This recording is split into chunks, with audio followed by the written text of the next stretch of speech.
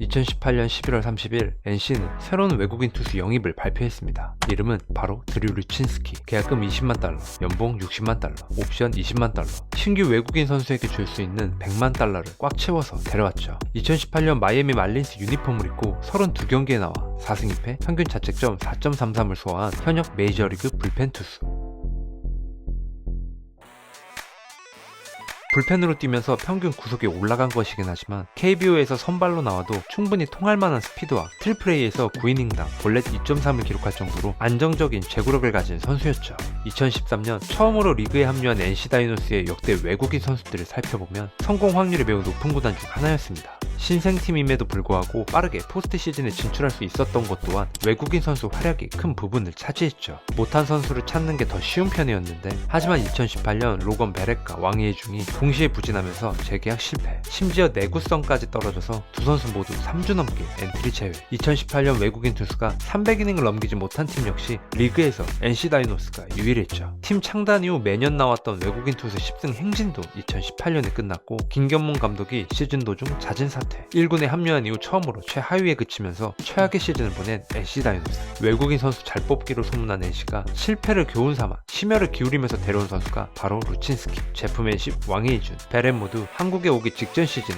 불펜 투수로 뛰다가 한국에 와서 선발 보직을 맡았던 케이스. 시즌 초반에는 잘 던지다가 중반부터 부상 및 체력 저하로 부진에 빠져 모두 재계약 실패. 사실 루친스키도 다를 게 없었는데 NC가 중요하게 생각했던 건 스카우트 시스템 안에서 가장 높은 점수를 기록한 확실한 투수를 데려오는 것이었습니다. 하지만 불안 요소도 있었던 것이 메이저리그 41경기 등판 중에 선발로 나온 적은 딱 한 경기. 2017 시즌 트리플A에서 불펜으로만 등판했고, 2015년과 2016년 트리플A에서 선발로 나오면서 올린 성적이 2016년 7승 15패, ERA 5.92, 2015년 5승 7패, ERA 5.6. 한국에 오는 대부분 투수들이 메이저리그에서는 성적이 나빠도 트리플A 성적은 준수한 편인데, 아무리 타자 친화적인 PCL이라고 해도 좀 많이 실망스러운 성적. 그렇다면 NC는 무슨 생각으로 그를 데려왔을까요? 바로 성장 가능성. 1988년생으로 31살 외국인 투수에게 성장을 기대한다는 것 자체가 말이 안 된다고 생각하실 수 있습니다. 하지만 이 선수의 살아온 인생을 살펴보면 허무맹랑한 이야기가 아닌 것이, 고등학교 졸업할 때 프로 지명을 받지 못해 대학팀으로 들어갔고,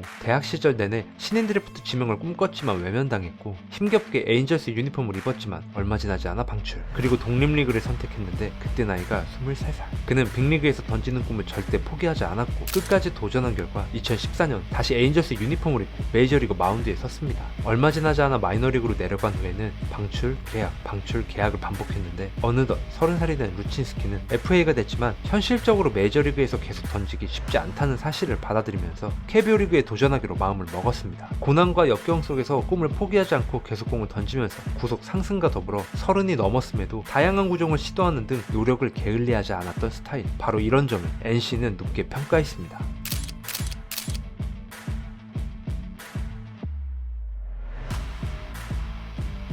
근데 당시만 해도 루친스키보다 더 많은 기대를 받았던 투수가 보장 연봉이 루친스키보다 많은 80만 달러에 2017년 시카고 컵스 소속으로 10경기 넘게 선발로 나오면서 3점대 평균 자책점을 기록한 에디 버틀러.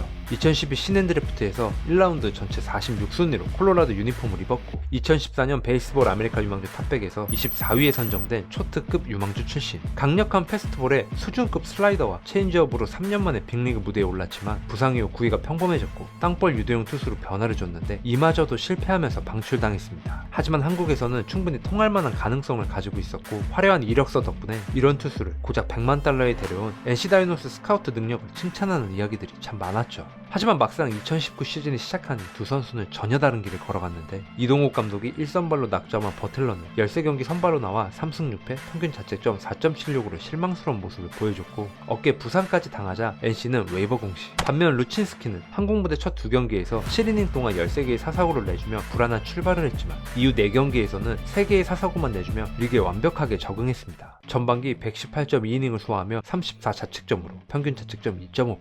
수준급 성적이었지만 불운하게 득점 지원을 받지 못하면서 5승 7패. 올스타 브레이크 이후 잠시 부진에 빠지며 실점이 늘긴 했지만 곧바로 자기 페이스를 찾으면서 한국에서의 첫 시즌에 올린 성적은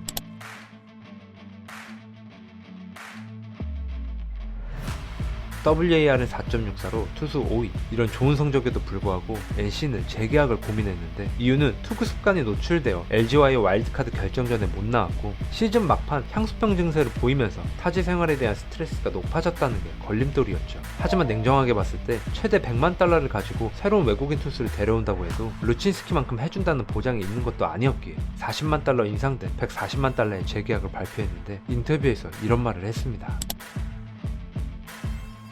2020년 타선의 지원을 받지 못해 10승도 못했던 그는 득점 지원과 더불어 훌륭한 피칭으로 전반기에만 10승을 달성했고 NC 구단 역사상 처음으로 20승에 도전했지만 아쉽게 19승에서 마무리했죠. 그리고 한국 시리즈 1차전 5.1이닝 3실점, 4차전에는 7회 말 마운드에 올라 무실점 세이브, 6차전 5이닝 무실점으로 엄청난 활약을 보여줬습니다. 한국 시리즈에서 선발 2승과 1세이브를 올린 역대 세 번째 투수가 된 그는 13이닝 동안 1자책점으로 ERA 0.69, NC 창단 첫 우승에 크게 기여했죠. 루친스키는 NC 다이노스와 2021년 180만 달러, 2022년 200만 달러, 특히 2022년은 KBO 외국인 선수로는 역대 세 번째로 200만 달러를 넘겼습니다. NC는 팀 내 최고 대우를 해주면서 루친스키의 가치를 인정해줬고 그 역시 4년 동안 훌륭한 성적을 기록하면서 구단에 보답했죠. 2019년부터 22년까지 4년 동안 올린 성적 한번 보시죠.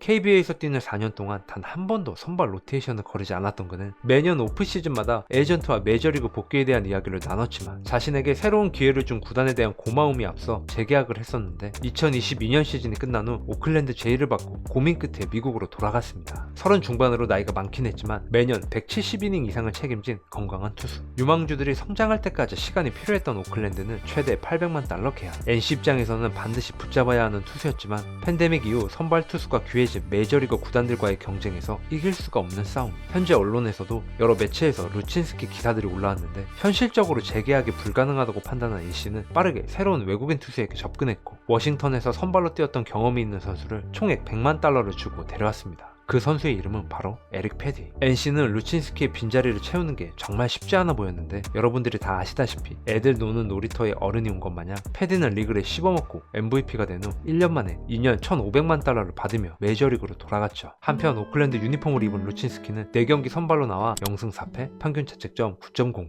18이닝 동안 18자책점. 부진한 모습을 계속 보여주며 선발에서 제외됐고 심지어 부상까지 당하면서 2024년 500만 달러 구단 옵션 거절. 자유계약 신분으로 새롭게 팀을 구해야 하는 루친스키의 새로운 소속팀에 대한 소식은 아직까지 나오지 않고 있죠. 냉정하게 보면 다시 메이저리그에서 기회를 받는 것이 쉽지 않아 보이는데 미국에 남아 마이너리그에서 던질 것인지 아니면 다른 리그에 도전할 것인지 이것도 아니면 선수생활 은퇴를 선언할 것인지 현재까지는 알 수 없는 상황. 과연 그의 행선지는 어디가 될까요? 여러분들의 생각을 댓글에 남겨주세요. 오늘도 제 영상을 끝까지 시청해주셔서 진심으로 감사합니다. 시청자분들 모두 아프지 말고 건강하셨으면 좋겠습니다.